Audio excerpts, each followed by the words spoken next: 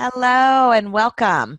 My name is Ginger Bell. I want to welcome you to our Renovation Lending webinar. And this is Renovation Lending 101 with the title, "Oh no, I just got a reno deal. What do I do?" And I tell you what, we are here to answer those questions for you. So as you're getting logged in today, I'm going to go through some housekeeping issues. So first of all, you'll be able to see our slides. You don't need to do anything to control it. I do have a copy of the slide deck that I am putting up into the chat panel right now. You can click on that link and you can access and follow along if you like. I'll also be sending a follow-up email, and I'll have a link to this recording as well as the slide deck, so you can access it there. And then as you have questions today, because I know we always get a lot of questions, we have two different ways you can ask questions. So you can click on the Q&A box, or you can click on the chat box and type in your questions there. We do not have the ability today to unmute anyone. So if you have a question, please feel free to type those in there, and we will be answering those as we go along. And with me today, I have William Brown, and William is the National Renovation Sales Manager and one of my absolute favorite people to work with, because William has been working with renovation loans for many years and is a true advocate, very passionate about the program. And so the information he has to share with you today is fantastic. And William is not only very proficient with the entire renovation loan program, he is also very passionate about educating your borrowers and educating your real estate partners, and so provides you with great passion and commitment and knowledge as well. So my name is Ginger Bell. I'm an education specialist with Go-To Training. Have the privilege and pleasure of working with Finance of America Wholesale Mortgage. And so with that, William, if you are ready, I see you've got your worksheet open up, but we're going to start out with some information. And I'm going to hand it over to William and let him take it away. Before I do that, though, I better check for sound just to make sure that you all can hear us. So if you can let me know in your chat box, in your Q&A box, whichever one you choose, let me know that you can hear us. Let me know what part of the country you're calling in from. And the weather, it's been crazy across the country. I actually was speaking at the Housing Wire conference last week in Charlotte, North Carolina, and landed to a ton of rain. And then it heated up nicely and then got stuck in Denver due to thunderstorms on Monday and Tuesday. And Central Oregon, it's always beautiful in Central Oregon. I love Central Oregon. Need to go to Sun River. Absolutely beautiful there. So it looks like you can hear us, and if you have questions, you know how to type in questions there. So William, I am going to hand it over to you so you can get started with our "Oh no, I got a reno deal. What do I do?" Thank you, Ginger. Thanks everybody for joining us. And really, this is a phone call that I get for a while. Depending on the season, I get one a day. Sometimes it's every other day. It's at least two a week of somebody in an absolute panic because they got a reno deal, right? So that's why we're doing this webinar, because there really is a constant need for renovation financing. And if you're not getting up to speed on the programs, they will find you out. And you'll realize that there's a need because all of a sudden one's going to drop on your desk. So what Ginger and I want to do today is take you through a thought process so you don't have to panic, so you know the basic stuff, because you don't know anything about the product, but we'll want to help you not make any serious mistakes or any grievous misstatements, so that your relationship with your consumer stays intact. Okay, so we're going to start with what you need to know first, right? And then we're going to what you need to do, and then we'll kind of outline it for you. And Finance of America we offer both FHA and Fannie Mae renovation loans. Those are the most common, the 203K and the Fannie Mae HomeStyle, and that covers just about any kind of renovation scenario that you can imagine, as long as it's supported by the appraisal. Right. So the first thing to think about when someone calls you is take a breath and make the most of your initial conversation in your borrower, so you can capture the borrower, especially if they're shopping and they're just trying to figure it out. You want to become their lender. Okay. So the first thing is just to remember, this is just a financial transaction. Okay.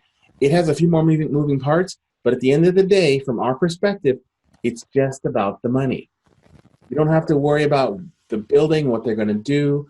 Like I just told you that the 3 products that we offer cover almost everything. So, and I'll give you a few guidelines to show how to know if it's FHA or HomeStyle or conventional, but really that's the same choice that you do make on any decision. So remember, it's a financial transaction. Set the right expectations up front. They need to understand that, you know, they need at least a 45 to 60 day open escrow because that's how long it takes on average for everybody to get their stuff done. And then the third thing, and I'm going to demo this for you, is to always do the maximum mortgage worksheet. And I'd like you to feel comfortable enough to explain it to the borrower while you're doing it, because they will really understand the transaction. They'll understand what their options are if they're shopping, and they'll feel much more confident in you and in the product. Right? But having said all that, you got to be honest. And if you don't know the answer, honestly, that's okay. Tell the borrower, you know, these are complicated and there's lots of variables. Let me check with our in-house experts and I'll get back to you. And then contact us through your account exec and we'll get you the answer. And it works way better for the consumer for you to do that than to make something up or misstate something that you have to backpedal on and try and fix later. Okay? So remember, you know how to originate mortgage loans. Guys, this is your day job, right? That's why it's a financial transaction. A few more steps, a few more moving parts, but you got this. You know how to do a mortgage loan, right? Have a conversation with the borrower. Talk about what they need. Just listen to them. Make a few notes, you know, so you know what they're talking about. But don't focus on the renovation aspect of the loan. The renovation question is, can I do this? The answer is yes, as long as it's supported by the appraisal. That's all you need to know, okay? Stick to the financials. It'll get you out of trouble. You'll feel more comfortable. And the borrower will really start to get the hang of making an executive financial decision. Then you're going to figure out, is it an FHA 203K or is it a Fannie Mae HomeStyle? It depends. It's like any other person that comes across your desk, comes into your office, calls you on the phone, and they want to get a mortgage. You're going to ask them a few questions and figure out, are they an FHA borrower or are they a conventional borrower? How much is their down payment? What do they think their FICO is? How much do they think they're going to spend? Like, what are your lending limits? FHA, conventional, high balance, all the same questions, right? And so you're going to guide them down one of those paths, and you can change as you get into it, but you're going to have to pick a worksheet to begin with. So, you know, ask them the questions, figure out if you think they're an FHA borrower or if they're going to be conventional, and then open that appropriate worksheet and do their scenario while they're talking to you. So the questions are, you know, what do they want to do? How much it has to cost? They don't know how much it's going to cost. That snags a lot of people because they don't know if they can afford it. They don't know how much it's going to cost. I've been on home tours with realtors and borrowers, and honestly, it's like the guy walks into the house and you can hear the cash register in his brain, and his body's going in the house and his brain's going out the door because he has no idea how much it's going to cost. He's thinking, oh my goodness, I got to get a contractor out here. I don't even know how long this is going to take. And he's way down in the weeds way too soon. We want him to write an offer. And so to get him to do that, he sticks to his budget, and everybody's budget. Making some background noise here. Let's see, what have I got? I'm getting a lot of scratching noises. I don't know where they are. Okay, I'll just keep going. So, but everybody has a budget, and the budget's always the difference between the purchase price or their payoff of a refi and the maximum amount, the most that they can or want to borrow. Okay, so that's really that's where you start. And translate that into English. If I can borrow $400,000, you've talked to me, you've maybe run my credit, you've looked at my income, my assets, my savings, and all that stuff, and you know what monthly payment I want, and it comes out to $400,000. So my budget is going to be the difference between my purchase price and what's left. So if I have, even though I'm qualified for a $400,000 purchase, if I find a house that I write an offer on for $250 because I just like it, I like the neighborhood, it wasn't where I was planning on looking, but it's a dog of a house and it has been neglected for the last decade, right? So, but I have $150,000 to fix it up. That's my budget. And so my question now is, can I do this for $150,000? And I'm much more likely to come out and, yeah, I can do that. So I'll write my offer rather than, oh my goodness, I got to go find a contractor to come out here and give me a bid to figure out how much it's going to cost. You can't get a contractor hardly at all when you live in the house. And to get a guy to come out to the property that you don't own yet to give you a bid on work that you might qualify to buy is exceedingly difficult. Okay, so just help your borrowers understand that they have a budget and it's good and they can define it. So if I'm a $400,000 purchaser, my budget can be as big as I want it to be. As long as it's supported by the appraisal, I could go up to $400,000. Okay, so that's your initial conversation with the borrower, and that's really how you need to think about that. All right, and honestly, it does work. It's worked for me when I originated years ago, and that was the approach I took then. I get to talk to consumers now, and once in a while they'll call our corporate office and they'll ask a renovation question, and they transfer them to me, and so they get a really in-deep, wow kind of conversation about renovation financing. And they leave the conversation understanding how their budget works. So that's huge. It'll help your borrower stay out of the weeds and make them write an offer, sooner. So you do that, and then you got to go get the program materials. All right. So this is where they are. They're on FAMU. I'm not sure if that's the whole link or that's what I got when I logged in. But if you go to FAMU and if you don't have a login, contact your account exec. You need to be able to access our materials. We've got lots of stuff up there, not just renovation stuff, but there's lots of program materials. But this is what it looks like where the renovation is. Scroll down the page and you'll see 203K FHA renovation and you'll see HomeStyle. If you click on any of those icons, they'll open up the program, which is recorded training, and then links to all the program resources, the guidelines, the worksheets, submission checklist, everything you need they're linked below on the main page. So it's really easy to find the stuff. You just got to go to FAMU, scroll down to the product, and then click on one of those things, and it'll open up a page, and then below the icon will be direct links to all the product information. So it's really straightforward. All right, so that's what you need to know. What do you say to the consumer? Where do you get the materials so that you can sell this product? The next part is like, what do you need to do? And I've alluded to this and talked about it, but basically, it's real simple. While you're talking to them, you want to do the maximum mortgage worksheet and explain it to the borrower. So I'm going to bring over a worksheet for an FHA loan. Does anybody online that's listening have an FHA scenario that you would like to see me put into the worksheet? If you do, can you put your particulars into the chat window and I will use your scenario? Otherwise, I'll just make one up. But if you have one, I'd be happy to use your scenario. And there's also really good tutorials which you can get through your account exec, and we're going to probably post them to FAMU that just drill down into what I'm going to tell you on the worksheet now, which is a line by line, box by box explanation of how it works and why it's important. So I don't see anything in the chat window, so I'm going to make up a scenario for an FHA 203K limited loan, right? So you'll get this worksheet. It may come in when you download it with a yellow bar above this red box, and it will say right here in the middle, enable editing. So if that is the case, I'll make this bigger so you can see it. If that is the case that you get that, you have to click the enable editing button or the formulas don't turn on. And sometimes for some systems, when it comes across the internet, Excel always goes into lock mode, read-only mode, and so you have to enable it to make it work, right? So this is the worksheet. On our FAM has two worksheets that we've created. Myself and my ops manager have made both of them. We put all the formulas in. It's totally automated. You just got to plug in the right data. The calculations will happen by themselves like they're supposed to.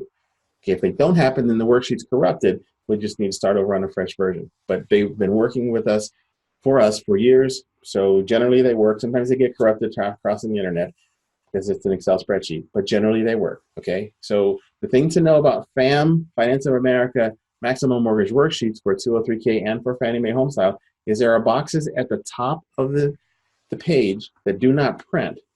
So they're above the form. If you print this, the form starts here where it says maximum base mortgage calculation. That will print. This will not print. But if you don't fill in these boxes at the top of this worksheet and the boxes at the top of the HomeStyle worksheet, you won't turn on the formulas in the bottom of the worksheet, and so the worksheet won't work. Okay, it's formula driven, but the switches are in the top. So let's go through here, and we'll use me for an example. I'm a $400,000 borrower. My loan officer told me that I could buy a renovation house, house that needed renovation funds. and I'd have some money to fix it up, which was a novel idea to me, but I thought it was really cool. Which is how I wound up driving through some neighborhoods that I sort of liked, but I didn't think I could live there because the houses need a lot of work. But now I figure I can buy one, right? So I wrote my offer for 220, got accepted at 215. We negotiated back because it needed more work. So I have a budget of roughly 220, 180, 170, $185,000. Okay, I'm not going to spend that much, but it's nice to know that I could if I need to, right? So I'm thinking I'm going to spend $100,000 on this house. So I put that's my total budget. And at the beginning, your borrower does not have a bid. Please don't send your borrower out to get a bid before you take their application. That blows a huge hole in the middle of the real estate transaction process because they can't get it done, right? It's a financial transaction. We know William's good for $400,000. So do the worksheet, take his application, get his disclosures done, get it to underwriting. We underwrite on the financials, credit, income, asset, funds to close, just like a regular loan. And then we break apart the renovation stuff and we go get the renovation stuff so you don't have to be involved in that. That's working with FAM. We have dedicated project managers. They'll get all the renovation stuff. They'll figure that out with the borrower directly and their builder. So your processor is just doing the regular income, credit, asset conditions that they typically do on an FHA or conventional loan. So we're $100,000 is what I think I'm going to spend. It's not as limited because it's already over the limit because I'm spending $100,000, and the limited is capped at $30,000 in repairs, like hard costs, material, and labor. Not a secondary residence. Oh, county limit. I don't know. I'm going to pick one because I forgot to look one up. I'm going to go 485, 350, which is something somewhere, not high balance. Okay. But it works for my scenario. All right. It's not a condo. It is not a property flip as defined by FHA. It is not a HUD REO. There's no $100 down because the first conditions were no. And so then there's no HUD concessions. Okay. So what you'll notice is I filled in these yellow boxes. Numbers automatically started popping in. I don't know if you saw them happening into the white boxes in the bottom. You can put in your borrower's name. And I would do this for everybody, even before I pulled anybody's credit. Anybody wants to talk about a renovation loan, I'm all in. I'm going to sell it to them. They may or may not, probably won't do it. Like if you had a funnel, you dumped 100 people into it, 10 of them would shake out that, about maybe doing a loan with you. And of those 10, maybe one will do a renovation loan. But if you had that conversation with 100 people, 50 of those people will tell 5 other people about it. And your phone might ring because nobody knows that this is possible, right? So you can put that in there. This is going to be a TBD. And I can do a TBD on that as well, but although I probably know what it is. You can put in 1 unit. You will not have a case number, so just ignore that line. That we will fill that in when we assign the case number. And you'll see that my renovation cost, my $100,000, has dropped in down here to the cost of construction, repairs, and rehab. All right? But there's $103,200 over here. This $3,200 is a total of these additional things. All right? So architect and engineering, professional fees, I don't need any of that. This is just like a gut rehab. The house just has a lot of deferred maintenance, so we're going to roof it and paint it and put HVAC into it and change the flooring and fix the kitchen, the bath, upgrade the electrical. So stuff like that, right? I don't need an architect or an engineer. If I needed one and I wanted to finance his fee, which I probably have already paid him, then I could include it on the worksheet and I could recover that as long as I had an invoice that showed that I paid him, okay? So we're at a 203K consultant, which we manage. So you guys out there in whatever market you're in, if you have consultants that you've worked with that you like, just send their names to us through your account exec. We'll talk to them and make sure that they will actually perform for us. And we don't mind using them, but we actually talk to all of the HUD consultants before we assign them to a job to make sure that they're going to show up and they're going to provide the level of service that we need to have a satisfactory customer experience. So this one automatically populates at $900 because that's the HUD schedule. There's a table built in here. That's how much it can be. We will disclose the worst case scenario on cost of inspections. The most is $350. The most they can have is $5. So that's what we disclose. When we talk to the HUD consultant and the general contractor, if he only needs $4, we will redisclose and change it to $4. Please don't change those numbers. It works way better for everybody's experience to start at 5 and go to 3 rather than start at 1 and go up to 3 or 5 because the numbers get bigger and the consumer just doesn't like it when it seems like it's always more expensive, okay? So we're going to do 5 inspections. We're going to do 5 title updates because we always do a title update to make sure there's no mechanical liens before we send the check, which is going to be a 2-party check that we're going to send to the borrower, who can sign it and hand it to their builder. If you're in a place where your banking community doesn't like 2-party checks, or the borrower's traveling or whatever, we can do wires. The borrower will have to authorize each wire request because they're separate transactions, but we can wire directly to the bank, to the builder's bank. All right, permit fees, you want to put in here just 1% of whatever the hard costs are. That's basically a placeholder, so that when we find out what permits are required and how much they actually cost, we can put in the real numbers. But the auditor expects us to make sure the consumer is aware they will have to pay for permits, and they could finance them into their the mortgage, okay, through the cost of the loan. Feasibility study is not something that I recommend. I think I've only done one in like 17 years. It's really just a big general home inspection that tells you that the work that they propose to do is feasible. So just have a contractor. Most of it's feasible. I haven't bumped into stuff that I haven't seen out of like close to 3,000 loans. I haven't seen a lot of stuff that would warrant paying for a feasibility study. All right, so we have a contingency reserve. It's automatically 10% if the mechanicals are not functioning. I mean, if the mechanicals are functioning. If they're not functioning and I have a bid to repair them, I can go to 15%. If the house is winterized, for those of us who live in places where they winterize houses, I cannot close it as an FHA loan because I can't insure it, because the appraiser cannot tell me if the utilities work or not because they're winterized. And that is a deal breaker, okay? So you have to get that. So, but the worksheet defaults to 10%. You could change it. As I'm saying, no, the house has been empty like for 7 years. So I'm going to a 15%. Okay, still way inside my budget of $180,000. I feel really comfortable. I'm going to get my dream house here in this nice little community. I've been throwing some landscaping and trimming the bushes and, put in some mulch and some flowers and stuff. All right, I don't need a mortgage payment reserve because I have a place to live. So if I didn't have a place to live, so I wouldn't be hit with 2 housing payments, HUD allows us to escrow however many months, up to 6 months of my full principal, interest, taxes, and insurance payment. And then we would pay that on the borrower's behalf from accounting to their servicing, so that for if it's 2 or 3 months, whatever, we would pay it for them. That, my friends, that's the important part. That's the money part of the worksheet. So we're $119,200. I said I bought it for $215. Okay, there's no inducement to purchase. The seller's not giving me anything for me to buy their house, but I think when it's done, it's going to be worth about $400,000. And this number is my number as the borrower. Please don't make it up. Ask your borrower what they think. And the reason I encourage you not to make it up is because if the appraisal comes in low and your deal falls apart and you said it was going to appraise, then it's your fault, right? And the borrower may be looking at you cross-eyed depending on how vindictive they're feeling. So this is my number, $400,000. So you can see then my adjusted value is my purchase price plus my repairs, $334,200. After improved value, I said 400. This says 440. The $40,000 difference is a little weird thing that HUD does, which lets us actually close a loan at 110% of the value.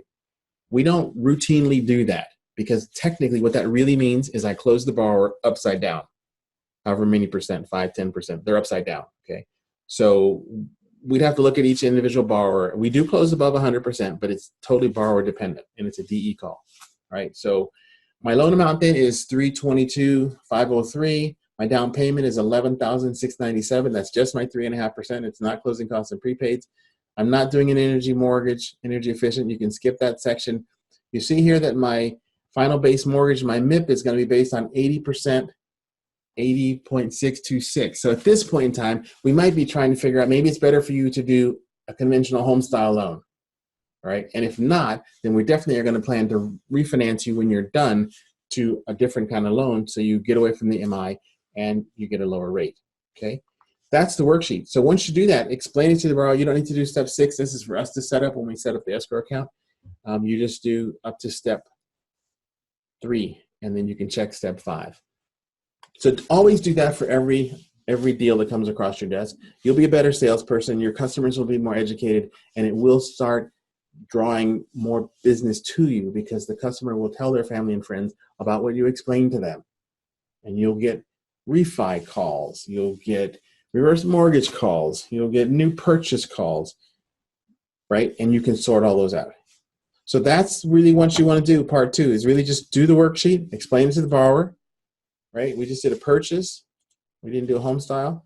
And so things to remember when you're working with us, manage your expectations. Remember 45 to 60 days on the contract time. Our reno turn times were usually 4 days on underwriting. So then there's got to be disclosures and all stuff ahead of that. So figure that out. Make sure you get your contract times right. We don't have really a capacity for rush items. It's really first in, first out. So you want to do your stuff and make sure that you get your bits and pieces in order so you can get this loan. And leverage your in-house expertise. Contact your account exec. Our account execs are on lots of webinars with me, and we talk about renovation loans all the time. They've got a growing body of expertise and ability to explain it to you. And if they don't know the answer, they call me and I explain it to them. And so, or sometimes I'll get on the phone with you and them. But we got a lot of expertise, and we're here to help you, really. Okay. So at the end, like really, if you guys don't make it, we don't make it. So we're counting on our ability to help you be successful. That's our commitment, is to help you be successful. And if you use renovation loans, it will differentiate you in your market, because if you work with us, we will go to the mat to make sure that you have a satisfactory experience that will encourage your realtors to present the product to more buyers. Excellent. Thanks, William. And I think the most important thing to remember is don't panic. Right, absolutely. And then the other thing to remember is to look for those opportunities. I think sometimes we tend to sway away from something just because we think it's a lot of work.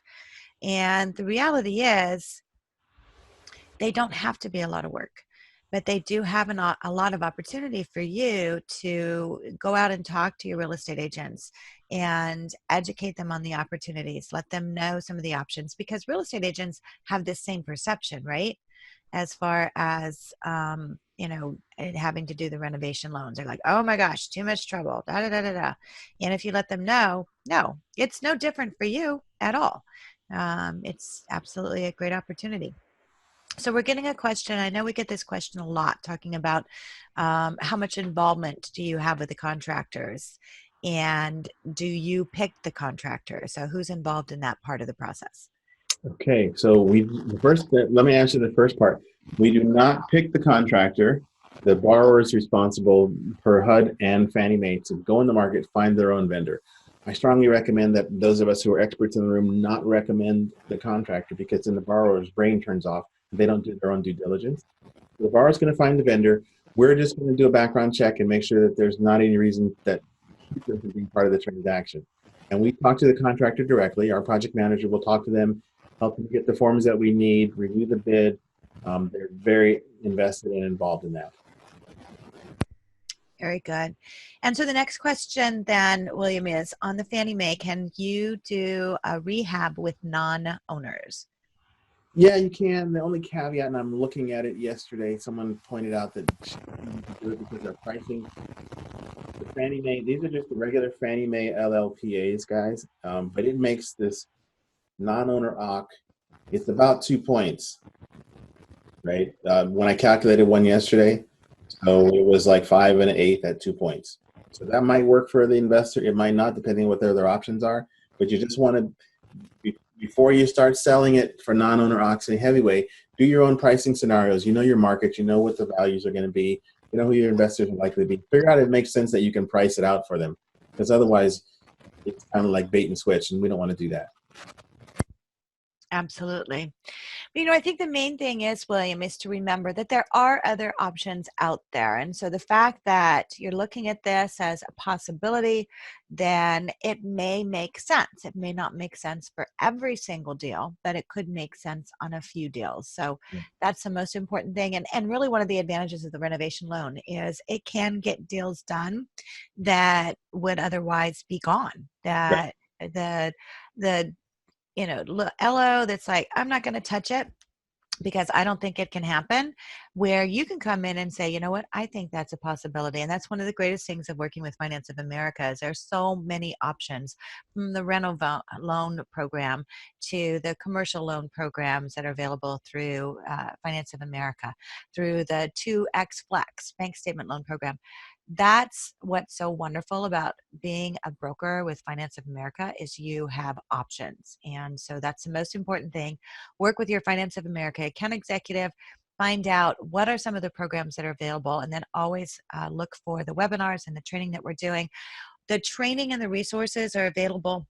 You can find a lot of resources on Platinum. If you don't know how to access that, you can contact your Finance of America account executive. And then we also have a lot of resources available on our FAMU, which is the Finance of America University, including all of the webinars that we've done. And I know, William, we have done a lot of webinars on renovation Right. loans. So if you're looking for more information on the Fannie Mae, on what the guidelines are, then that's a good one to go to. So we have another question coming in. Can the borrower do their own renovations if they have a contractor's license, such as cosmetic repairs, paint, new carpet, things like these? Okay, so there's no, they cannot, unfortunately. Okay, the first one. Sorry, no. And the reason it's no is because contractors, and I've tried, like over the years, I have tried following everybody's guidelines, HUD's, Fannie Mae's guidelines, to let people do their own work. The problem is it never, ever, ever gets done because the contractor makes his money because people pay him to build on their houses. And so he goes to work in the morning and he builds on Mrs. Jones's house and she pays him. And then on Friday when he gets home at 6, he's tired. And then Saturday morning, it's a beautiful day, he goes golfing. Or it's a crappy day and he sleeps in. But he doesn't do his own house. So we can't, even if he's a licensed contractor, we can't do that. And if we have to finance it, the borrower cannot do it. Right? So for the contractor, he could get one of his buddies to give us a bid, and his buddy could do it. But he can't do it himself. And basically, if we have to finance it, we can't do it. So if they want to paint, they got to buy the paint. If they buy the paint, I don't really care. If they want to buy the carpet and put it in, I don't really care. If I got to pay for the carpet through the financing, they can't put it in. But they need to be included in the bid. So that's the main thing when they're getting the bids and they're costing this out. So it needs to be included in the bid. So that's the most important thing. First of all, and great question. I think that's one of the first questions that always come up. So when you're looking at this as an opportunity, then this is an opportunity for you to have a conversation with your borrowers, to be that expert, to let them know that you have an option for them, that, it's kind of like doing, and I'm addicted to the HGTV, the shows, the Love at the Listed and the Property Brothers and all of that. And they talk about all the things that they do. And I'm always going, that'd be great for a renovation loan. They need a 203K. And maybe that's what they're getting. I don't know. Yeah, you don't know. We don't know how they're doing it. Yeah. So, think of this as an opportunity to market and, get onto social media and do a little posting and let people know that there are options out there. And I know, William, you and I are talking about, and we've done some webinars in the past of how to leverage, how to build yourself into being an expert in this. And so look at those opportunities as well. And don't run from the renovation loans. Just, I would say, run into the renovation loans and really embrace them and be a part of them, because we have a lot of training and resources available. We have recorded webinars. We have online courses. We have flyers. So there are a ton of flyers that are available at FAMU that you can go download the flyer, put your logo in, put your information in, and you have a flyer and you're ready to go. So really, we want to make sure that you're successful with this. So I'm not seeing any other questions coming in. If you do have questions, please contact your Finance of America account executive. And William, thank you so much. Great information. And I always love how you go through the worksheet step by step. Well, thank you. It was a pleasure. And you guys, if seriously have any questions, talk to your account exec, but really seize the opportunity. It will change your business. Awesome. Thank you so much. And thank you all for joining us, and you have a great day.